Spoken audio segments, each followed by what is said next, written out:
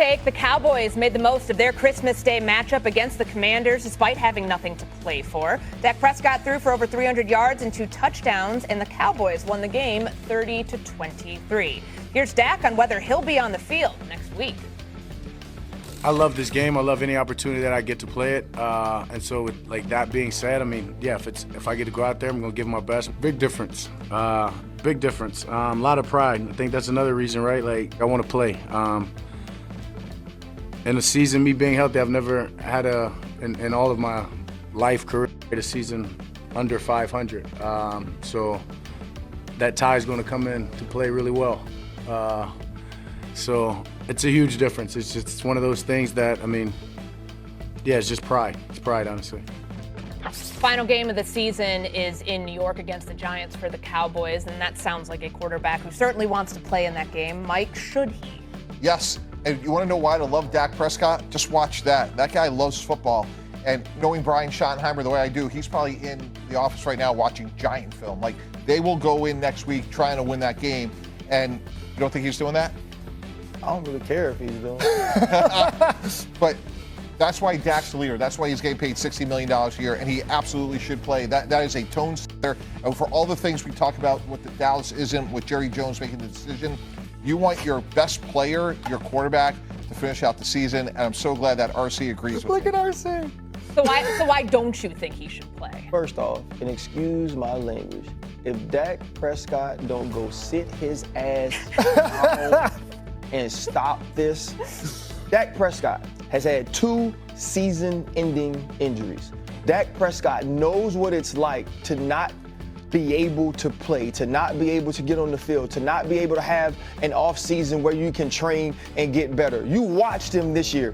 He came into this season in the best shape of his life, and it showed on the field with what he was able to do with George Pickens and CeeDee Lamb. Dak Prescott doesn't have a thing to prove to me or anybody else at the end of this Pro Bowl season. Dak Prescott has played hard. Dak Prescott has led with the top of leaders in this league, and that's all we need to see. There's nothing to prove against the New York Giants in the last week of the season. We know you'll play hard, Dak. We know that it matters to you, Dak. We know that you want to win, Dak. And if I'm Brian Schottenheimer, I stand in front of the team and I say, guess what? Sometimes you got to save competitors from themselves.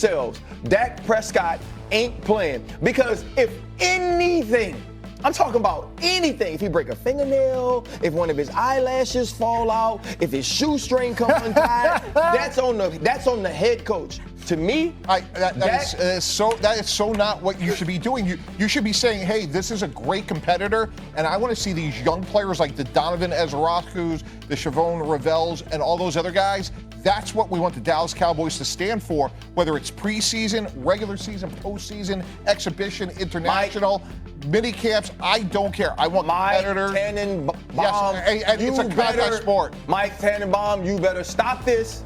You better stop doing TV and put your GM hat on, because in your GM hat, you know the $60 million man should not be playing against the Giants when we ain't got nothing to play for. Here's what Dak did, and here's why it's beautiful. What Dak did was Dak told the whole world that he wants to play, right? So, Mike T, do you know that Dak Prescott wants to play next week? Absolutely. Kev, you know that Dak Prescott wants to play next week? Loud and clear. Courtney, do you know that Dak Prescott wants to play next week? What I heard. So if Dak Prescott doesn't play next week, which one of us 4 is going to think that Dak Prescott didn't want to play? None of us. Problem solved. Dak Prescott ain't solved. Brian Schottenheimer is just protecting the team. You want Mike's GM hat on. I have to put my boxing judge hat on because that was amazing. I agree with you, however. I'm scoring at 10-9 for RC in that one. Wait, Dad's talking about ties. Maybe Courtney's on my side. I might break a tie here. Okay, so all right. No, listen, I hate full-scale tanks. I think they're stupid. I don't think they work. I think they're just the way football works. You just cannot tear it down to the studs and build it up. However, I can go for 1 week, 2 week tanks. We see what the Raiders are doing here this week, putting Brock Bowers on IR. I see you. I see you there in Vegas. For me right now, the Cowboys are picking 15th in the draft. They need premium talent. They could, looking at the results of this week and the schedule, they could be picking 12th, 11th, something like that.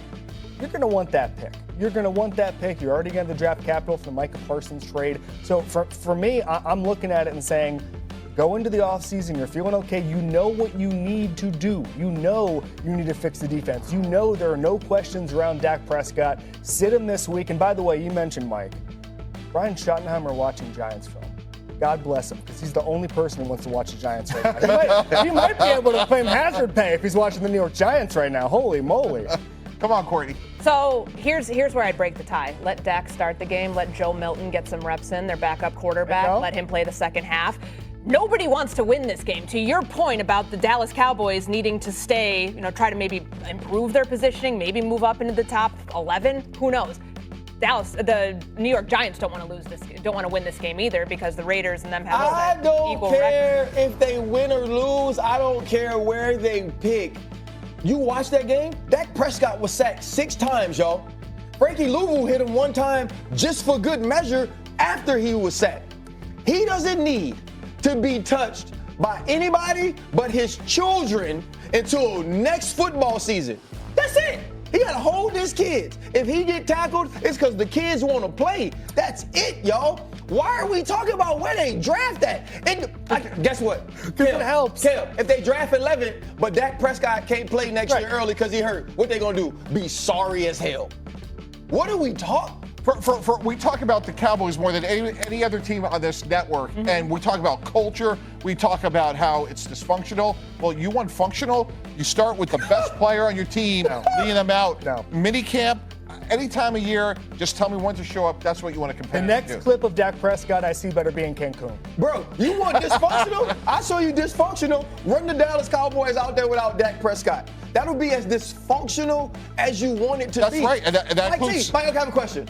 Best case scenario, what positives happen because of Dak Prescott playing in this game that help you for 2026? I would just say you beat in back-to-back weeks 2 of your competitors, the Commanders and the Giants, and you feel really good about the foundation of what you laid, especially on offense. I have a question.